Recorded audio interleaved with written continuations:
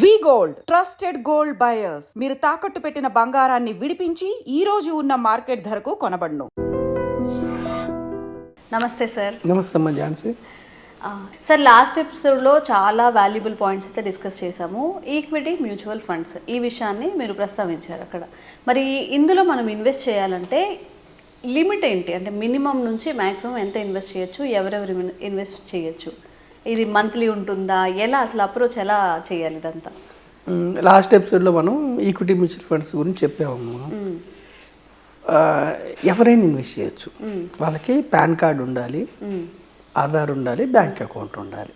Okay, ఎవరైనా invest చేయొచ్చు. Limit ఏమిటంటే 100 రూపీస్ నుంచి కూడా ఇన్వెస్ట్ చేయొచ్చు. ఓకే, మంత్లీ 100 కూడా చేయొచ్చు. 2 టైప్స్, మంత్లీ కట్టొచ్చు, ఒకటేసారి కట్టొచ్చు. ఒకటేసారి కట్టేదాన్ని లంసమ్ అంటారు, మంత్లీ కట్టేదాన్ని సిప్ అంటారు. మంత్లీ కట్టొచ్చు, 15 రోజులకు కట్టొచ్చు, డైలీ కూడా కట్టొచ్చు.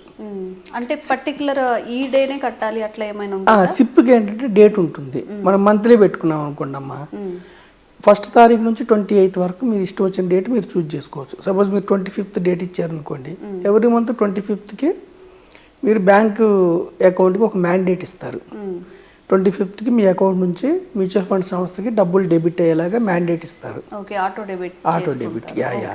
అప్పుడు మీ అకౌంట్ నుంచి మ్యూచువల్ ఫండ్ సంస్థకి డబ్బులు డెబిట్ అవుతాయి. మ్యూచువల్ ఫండ్ సంస్థ వాళ్ళు ఏం చేస్తారంటే, అది 100 రూపాయలు కావచ్చు, ఎంతనా కావచ్చు. మీ సపోజ్ ఈక్విటీ మ్యూచువల్ ఫండ్స్లో రకరకాలు ఉంటాయి. Debt mutual funds, liquid mutual funds, equity అట్లా. ఈక్విటీ మనం ప్రజలకు ఏం చెప్తున్నట్టు, ఈక్విటీ మ్యూచువల్ ఫండ్స్ అంటే కంపెనీలో ఓనర్షిప్ కదా.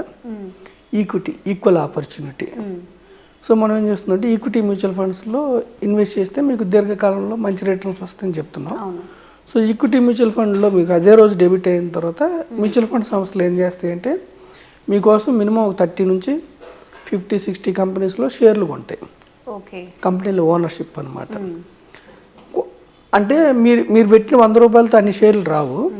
కానీ మ్యూచువల్ ఫండ్స్ ఏంటంటే పూల్ ఆఫ్ మనీ. ప్రతి నెల మీలాంటి వాళ్ళు ప్రతి మ్యూచువల్ ఫండ్ స్కీమ్లో 100 మంది, 1000 మంది, లక్షల మంది కడుతూ ఉంటారు.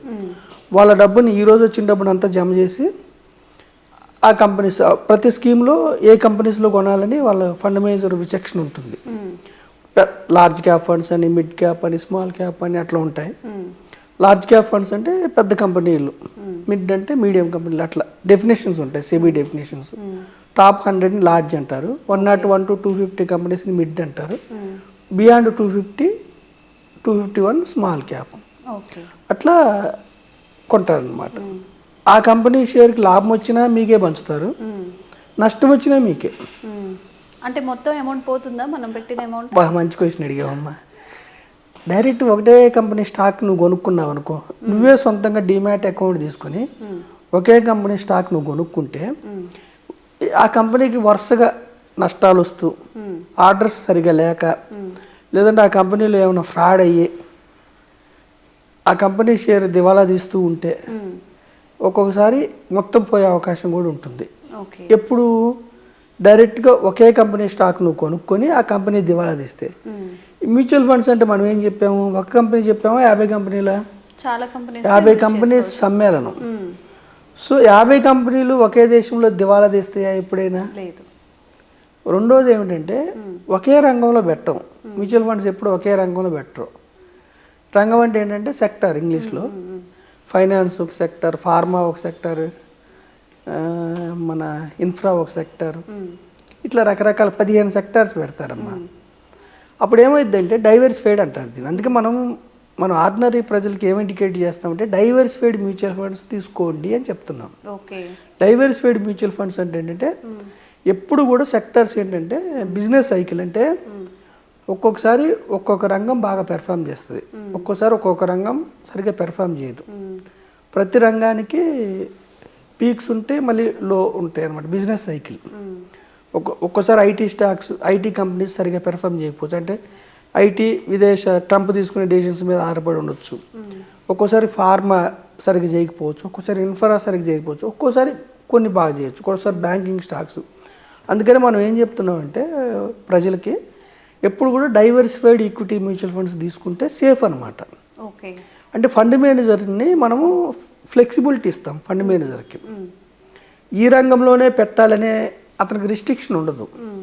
ఎప్పుడైతే ఫండ్ మేనేజర్కి మనం ఫ్లెక్సిబిలిటీ ఇస్తామో సరిగా పెర్ఫామ్ చేయని రంగంలోంచి బయటకు వచ్చి పెర్ఫామ్ చేసే రంగంలో అతను ఇన్వెస్ట్ చేస్తూ ఉంటాడు. ఓకే. మళ్ళీ ఇంకోటి ఏంటంటే ఒక ఫండ్ మేనేజరు 50 కంపెనీలని రీసెర్చ్ చేయాలంటే అయ్యే పని కాదు. మ్యూచువల్ ఫండ్ సంస్థల్లో లాభం ఏంటంటే, అడ్వాంటేజ్ ఏంటంటే ప్రజలకి రీసెర్చ్ టీం ఉంటుంది. ప్రతి మ్యూచువల్ ఫండ్ సంస్థకి రీసెర్చ్ టీం ఉంటుంది. ఓకే. రీసెర్చ్ టీం అంటే ఏంటంటే వాళ్ళ పనే కంపెనీస్ బ్యాలెన్స్ షీట్స్ ఎలా ఉన్నాయి అంటే కంపెనీస్కి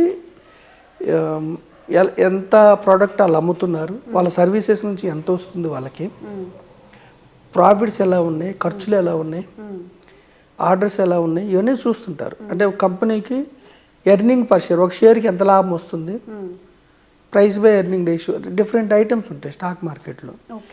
వీటన్నిటిని బట్టి ఈ కంపెనీని మనం ఉంచుకోవచ్చా, దీర్ఘకాలంలో ఉంచుకుంటే గ్రోత్ ఎలా ఉంటుంది ఈ కంపెనీకి, కంపెనీకి గ్రోత్ లేకపోతే అమ్మేసుకోవటం మంచిదా అని buying research team, selling research team అని ఉంటుందమ్మా మ్యూచువల్ ఫండ్స్లో. వాళ్ళు ఫండ్ మేనేజర్కి ఇన్పుట్స్ ఇస్తారు. దాన్ని బట్టి వీళ్ళందరూ కలిసి పనిచేస్తారు. ఏది రీసెర్చ్ టీము, ఫండ్ మేనేజర్ కలిసి పనిచేసి మ్యూచువల్ ఫండ్ యొక్క లక్ష్యం ఏమిటంటే, ఆబ్జెక్టివ్ ఏమిటంటే ఇన్వెస్టర్స్కి లాభాలు చేకూర్చి పెట్టడం. ఇన్వెస్టర్స్ అంటే ఎవరంటే మీలాంటి డైరెక్ట్గా అంటే సంస్థలు ఇన్వెస్ట్ చేస్తే ఇండివిజువల్స్ కూడా ఇన్వెస్ట్ చేస్తారు. ఇన్వెస్ట్ చేసిన వాళ్ళకి లాభాలు తెచ్చిపెట్టడమే మ్యూచువల్ ఫండ్స్ యొక్క ప్రధాన లక్ష్యం. అయితే మనకి స్టాట్యుటరీ వార్నింగ్ ఏంటంటే, డిస్క్లైమర్ ఏమిటంటే, mutual funds are subject to market risk. Mutual funds అనేవి గ్యారంటీగా లాభాలు రావు, మార్కెట్ని రిస్క్కి ఆధారపడి లాభాలు ఉంటాయి. అంటే కంపెనీకి రావచ్చు రాకపోవచ్చు, ఒక్కోసారి నెగిటివ్ రిటర్న్స్ కూడా వస్తాయి. ఒక్కోసారి ఒకవేళ వస్తే ఇప్పుడు మనం ఒక 2000 పెట్టామనుకోండి సార్, అందులో ఎంత డిడక్ట్ అవుతుంది, మొత్తం అమౌంట్ పోతుందా లేకపోతే సమ్ ఏదైనా పర్సంటేజ్ టైప్లో? మొత్తం అసలు పోదమ్మా. మ్యూచువల్ ఫండ్స్లో మనం ఏం చెప్తున్నామమ్మా, మీ 2000 పెడితే కూడా మేము మీకోసం ఎన్ని కంపెనీలు షేర్లు కొంటారు, సుమారుగా 50 కంపెనీలు షేర్లు కొంటారు. 50 కంపెనీల షేర్ వాల్యూ 0 అయిపోతే మీది 0 అయింది. ఏ దేశంలోని 50 కంపెనీలు 0 అవుతాయా? లేదు. ఏదన్నా మనం కొన్న 50 కంపెనీల్లో ఏదైనా 1-2 కంపెనీలు దెబ్బతినొచ్చు. ఆ 1-2 కంపెనీలు లాస్ వస్తే కూడా ఫండ్ మేనేజర్ ఆ కంపెనీ షేర్లు అమ్మేస్తాడు. సో మ్యూచువల్ ఫండ్స్లో డబ్బు 0 అవ్వదు, అప్ అండ్ డౌన్స్ పోతుంది.